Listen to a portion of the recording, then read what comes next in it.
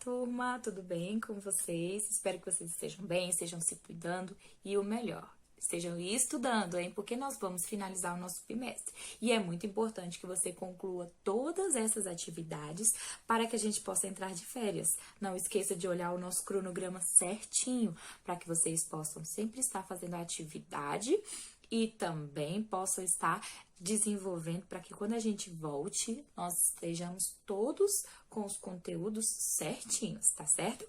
Então, nós já falamos aí em geografia da atmosfera, que são camadas superiores da Terra, são transparentes, compostas por gases e também elas envolvem toda a Terra. A atmosfera trata-se das camadas, mas das camadas superiores da Terra. Nós também analisamos a Terra e na sua questão da hidrosfera. A hidrosfera estuda o quê? A hidrosfera estuda a água, é a parte da água do nosso planeta, não é isso? Composta aqui nos seres humanos, compostas nos oceanos e também nos rios, mares, ou seja, em todos os lugares que tiver água, é a parte que a hidrosfera estuda. Nas calotas polares, por exemplo, e diversas outras formas. A nossa aula de hoje é sobre a litosfera, que é a parte sólida da Terra. Todas as partes aí que envolvem o manto e o núcleo e a crosta terrestre vão fazer parte da litosfera. Nós sabemos que a Terra, ela não é um local fixo e que não tem movimento. Como se a gente dissesse assim, a Terra, então, ela não sofre nenhuma transformação? Isso é errado. Por quê? Porque a Terra, ela está em constante transformação, não é mesmo? E aí, a litosfera, ela vai utilizar do estudo dessa composição da crosta terrestre. Como é que essa crosta terrestre se formou? Nós sabemos que existe um fenômeno da movimentação das placas tectônicas. Isso mesmo.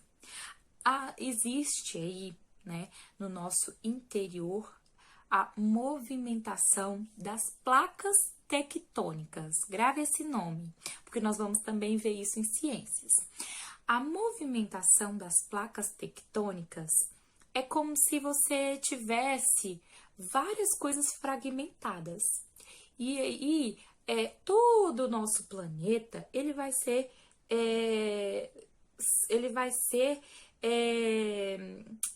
como a tia pode dizer, ele vai ser constituído por esses fragmentos, não é mesmo?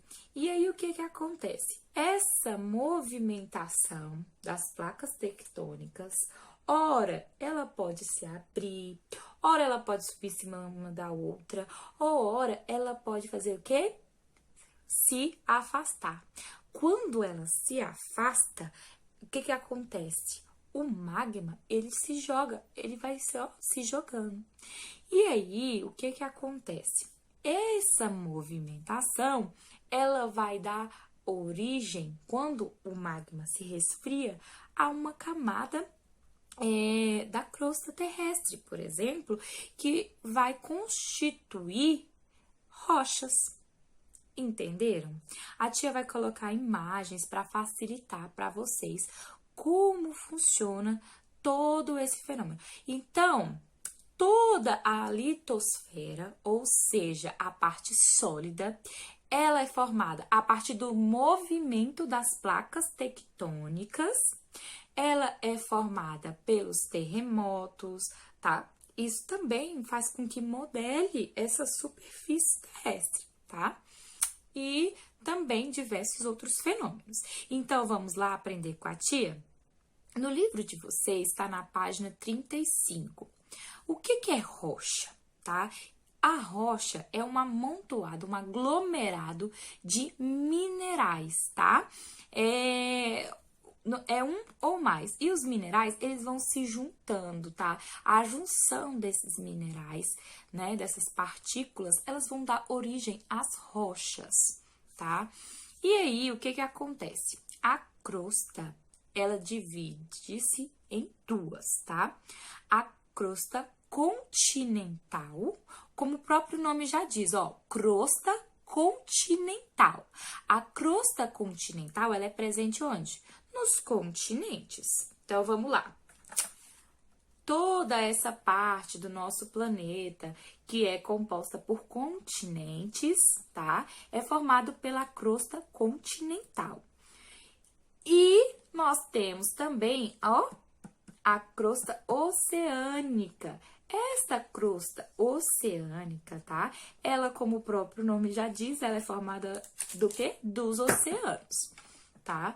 Então, depois que nós analisamos em duas formas, tá? De crosta, a continental e isso mesmo, a oceânica, nós podemos classificar as rochas em 3 tipos.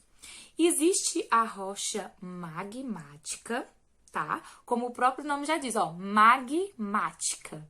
Ela é formada que a partir do depósito do magma, ou seja, sai aquela larva, se resfria e aí nós temos um tipo de rocha chamado magmática. Nós temos a rocha sedimentar, que como o próprio nome já diz, ela é formada o quê? De sedimentos, tá? E nós temos também a rocha metamórfica, tá? Ou seja, que já está sofrendo uma transformação. A tia vai colocar no final do vídeo exemplos, tipos de rochas específicas.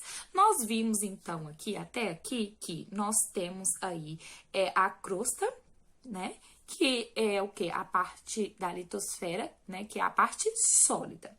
Nós vimos que existe a crosta continental e nós vimos que tem a crosta oceânica. Para a gente distinguir, é só a gente prestar atenção no nome. E nós temos também aí 3 tipos de rochas, tá? Nós vamos classificar as rochas por 3 tipos: a magmática, a sedimentar e a metamórfica. São 3 tipos. E aí, na página 36 do livro de vocês, nós vamos falar sobre os solos. Vocês sabiam que dá para fazer a análise do solo a partir de um perfil do solo? Como assim, tia? A tia vai explicar para vocês.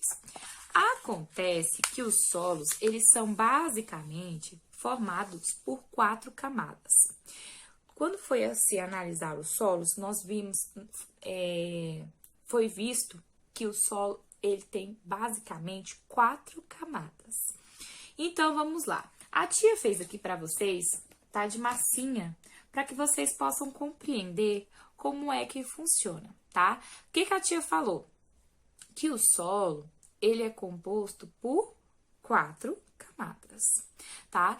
Isso aqui é como se a gente fizesse um quadradinho aqui e colocasse na terra, né? E puxássemos esse quadradinho. E aí, cada um é composto por um tipo de solo, tá? Os estudiosos disseram que era dessa forma. Esse verdinho aqui, turma, tá representando nada mais, nada menos do que uma graminha, o chão que a gente pisa, não é? E aí, o que que acontece? Se nós fôssemos analisar, vocês já passaram por algum local que você olha assim, um solo? Por exemplo, quando a gente tá indo para Brasília, vocês já viram que eles vão lá e cortam cortam um morrinho e aí fica assim divididinho e muitas vezes eles ficam de cor diferente. Então, é basicamente isso aqui que a tia fez, porque todo solo, tá? Ele tem 4 camadinhas, tá? Até chegar, adivinha onde? Na rocha matriz. A rocha matriz é a rocha mais resistente. E aí a tia vai explicando uma a uma para vocês. É assim que funciona. Nós temos aqui a camada que nós temos acesso, né? aqui está representado pelo verdinho, não é mesmo? Nós temos aonde a gente pisa. Só que aí, muitas vezes, é depositado o quê? Sedimentos, compostos orgânicos. E aqui, ó, essa primeira camadinha, ela é chamada de horizonte O. Horizonte ó, tia, isso é aqui onde ficam os compostos orgânicos, tá? Ou seja, caiu aqui e já cai e já vai, ó, pro horizonte ó. Aqui é localizado os compostos orgânicos, tá? Então, vamos lá. Primeira camada, horizonte ó. Lembra? Ó, horizonte ó, primeira camada, tá? A segunda camadinha que a tia falou pra vocês é essa aqui, ó. É o horizonte A. Ó, A. A segunda camadinha é aqui onde vocês já viram, não sei se alguém aqui já teve exemplos de cavar um local e aí achar minhocas. Essa camadinha aqui, o horizonte A, é onde fica os organismos vivos, tá? É onde, depois de ter uma decomposição, tá? Lá no horizonte O, nós vamos ter aqui, ó, no horizonte A, a presença de minhocas. Essa aqui é a camada arável, tá? Logo em seguida, nós temos, ó, horizonte B. Mas antes, vamos recapitular. Por que são de cores diferentes, tia? Tudo que é depositado de matéria orgânica, ela vai passar por um processo. Passando por esse processo, a terra vai ficar o quê? Muito fértil, não é mesmo? Então, tudo que vai adubar, que vai ajudar a terra, fica aqui. Essa parte é a das minhocas, não é mesmo? O horizonte A. O horizonte A, ele é responsável aqui, ó, por ser a camada arável. Então, nós temos aqui já uma diferença de solo, que nem a tia falou para vocês em Brasília, quando a gente vai para Brasília, que a gente vê as estradas cortadas, não tem aquelas paredes? É exatamente isso aqui. Logo em seguida, do horizonte A, nós temos o horizonte B. Aqui já começa a endurecer, tá? Aqui, ó, nós temos presença de ar, presença de água. Por quê? Porque a minhoquinha, ela não vai conseguir sobreviver se não tivesse isso. Então, no horizonte A, nós temos um local mais poroso, é mais fácil as minhoquinhas circularem. E esse aqui é o horizonte A. No horizonte B, as coisas já começam a diferenciar. Aqui não tem minhoquinha, não tem ar, não tem água, tá? É o lugar que começa a se endurecer. E nós, em seguida, temos o horizonte C. O horizonte C é a camada que começa a ser mais rígida ainda e está mais perto, ó, da rocha matriz. E o que é isso aqui, tia, pregado aqui? Isso aqui, turma, nada mais é do que rochas que estão começando a ter o seu processo de decomposição. Então, vamos lá. No livro de vocês, na página 36, vocês vão ver que tem tudo isso aqui que a tia fez aqui em forma de massinha de modelar para explicar, da mesma forma, tá? O horizonte C é a camada de transição entre o solo e a rocha matriz. Então, vamos lá? Horizonte O é aonde temos o quê? Depósito de orgânicos. Por quê? Tá bem pertinho aqui, ó, desse solo que a gente tá pisando. O horizonte A é onde temos o quê? Presença de minhocas. Aqui a vida. Aqui nós temos presença de ar, de água, tá? E também de outros organismos vivos. O horizonte B já não tem ar e já não tem água. Então, por esse motivo, nós não temos o quê? Vida. E aqui nós temos o horizonte C, que é o mais perto da rocha. E por esse motivo, ele começa a ser um pouco mais rígido, tá? E aí, como se a gente fosse tentar perfurar, a tia diria para vocês que seria mais ou menos dessa forma. Aqui passaria tranquilamente, aqui começa um pouquinho a endurecer, aqui já começa também a ficar bem mais rígido, e aqui essa camada nós já teríamos dificuldade um pouquinho mais para perfurar, porque a rocha matriz é o que? É a mais firme, tá? E aqui essas camadinhas aqui, ó, essas coisinhas que estão aqui, é representando o solo que tá já sofrendo alteração. Então, vamos lá? Horizonte O, horizonte A, horizonte B e horizonte C. Ó, ó, A, ó, o dedinho da tia batendo no mesmo lugar, ó. O, A, B, C. Entenderam?